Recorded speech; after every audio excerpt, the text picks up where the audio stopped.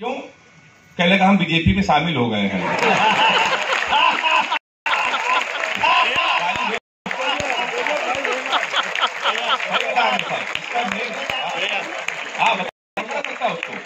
तो उसका मेन कारण किसी को नहीं मालूम था। कल इसको आप छाप भी सकते हैं और वो कभी पकड़ा भी नहीं जाएगा। वो तेंदुआ घूम रहा है, तो हमारा अभी नगर निगम को चुनाव है, टिकट भी उसको कहीं से मिल सकती है तो अब तो हम लोगों का फालतू हो गया। अच्छा, काटता भी नहीं है। तो हमारा कानपुर इतना साफ अद्भुत है, हमने तो पूरे देश में बताता हूँ, हमारे के नेता बहुत अच्छे हैं। मोदी जी ने सफाई अभियान पूरे देश में कर रखा है, तो कानपुर में भी सफाई अभियान चल रहा है। अभी 1 महीने पहले हमारे कानपुर के विधायक ने एक वृक्ष लगाया, पौधा, उसको आधे घंटे बाद बकरे ने खा लिया। शाम को विधायक जी ने उस बकरे को खा लिया तो उसी कानपुर के साथ हम लोग हैं और मैं तो इस कभी देखिए यहाँ पर लोकल हूँ। सबसे बड़ी जिम्मेदारी मेरी है कि मैं कम पढ़ूं और बाहर के कवियों को हम लोग विस्तार से सुने। मैं तो घर का हूँ, बुला के आप लोग मुझे सुनाई करते हैं। तो मैं बता चुका हूँ कि मैं उत्तर प्रदेश का हूँ, प्यार कभी नहीं करता हूँ, प्यार मोहब्बत से दूर रहता हूँ। दूर इसलिए रहता हूँ सर, लड़कियों की बीमारी होती, किसी लड़की से कोई क्वेश्चन आप पूछ लो तो इतना उटपटांग जवाब देती हैं। हमने एक लड़की से पूछा, हमने कहा तुम्हारा फेवरेट कलर क्या है? कहने लगी स्टूपिड कहीं के। कोई मेच्योर क्वेश्चन नहीं पूछ सकते। तो हमने पूछा, हमने कहा 0.8 मिलीलीटर सल्फ्यूरिक एसिड को न्यूट्राइज करने के लिए कितने मोल बाइकार्बोनेट की जरूरत पड़ेगी? तब उसने बताया हमारा फेवरेट कलर। मैं बहुत रहता हूँ साहब प्यार मोहब्बत से। अच्छा, प्रत्येक दूर इसलिए रहता हूँ, लड़कियों के साथ एक बीमारी होती है, बीमारी सही हो तो जितने नौजवान हो हाथ उठा के समर्थन करना। लड़कियों की बीमारी होती, किसी लड़की का आप गौर से देख लो तो कहेंगी देखो कैसे कुत्ते की तरह देख रहा है, ना देखो तो कहेंगी कुत्ता देख भी नहीं रहा है।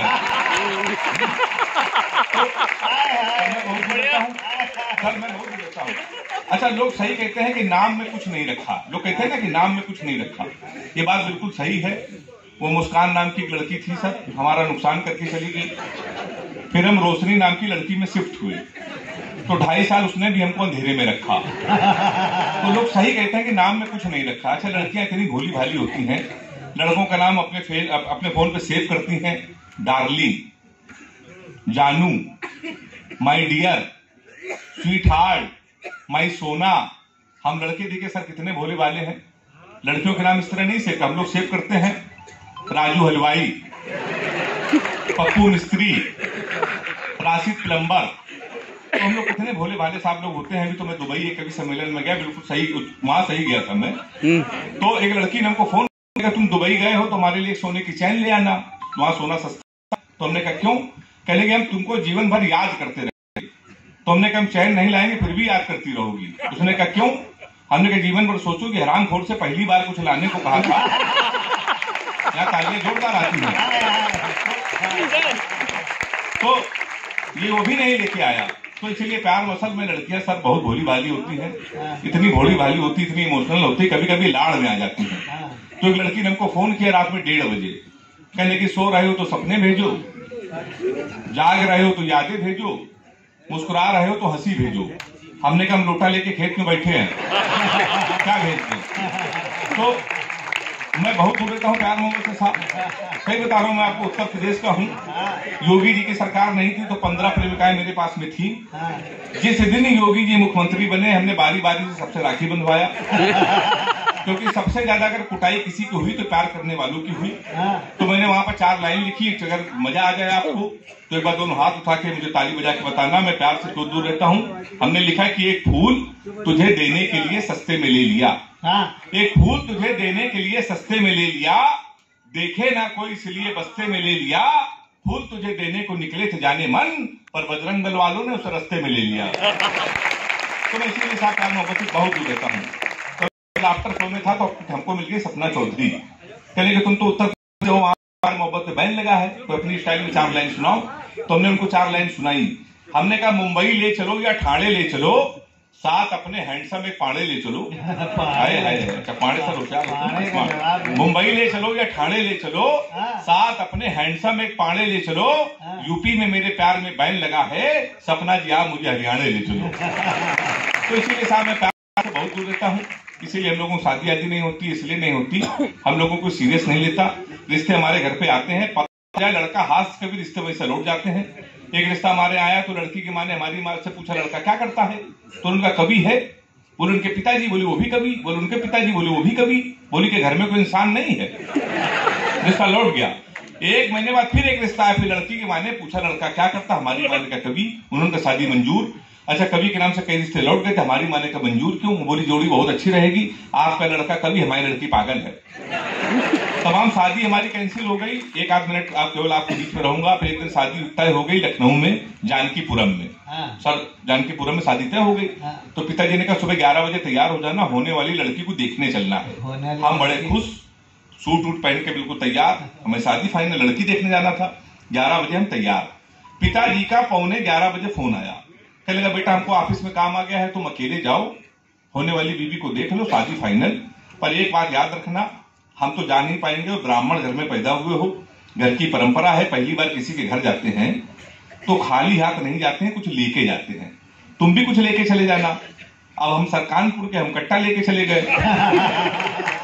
फिर 2.5 साल बाद जमानत हुई हमारी, तो जमानत के बाद भी रिश्ते हमारे आए। तो जब सारी शादियां कैंसिल हो गई, अंतिम सुना करके मैं अपना स्थान लेना चाहती हूँ, जब सब कुछ कैंसिल हो गया, फिर एक दिन हमारी शादी फाइनल हो गई। भारत और पाकिस्तान का मैच था, ये वाला नहीं, 4 साल पहले वाला। उसी दिन हमारी शादी थी।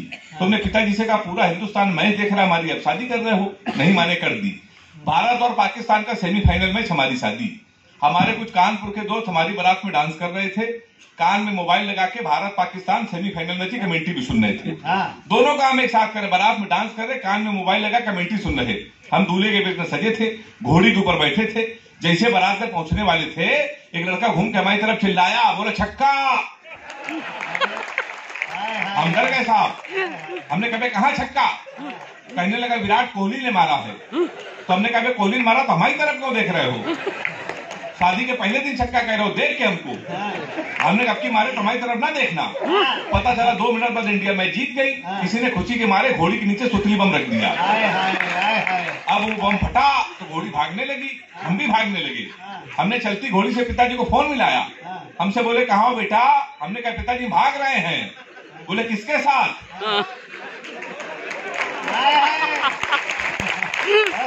गाली तो आप लोग ऐसे बजा इसमें बारात आए थे भाई। हमने कहा घोड़ी के साथ। बोले मैं शर्म नहीं आती, भागना तो किसी लड़की के साथ भाग जाते। हमने कहा पिताजी वो बहक गई थी। कहने लगे आज घोड़ी बहकी है, कल को गधी बहक गई तो उसके साथ भाग जाऊंगा। ऐसा उन्होंने मोबाइल बंद कर लिया।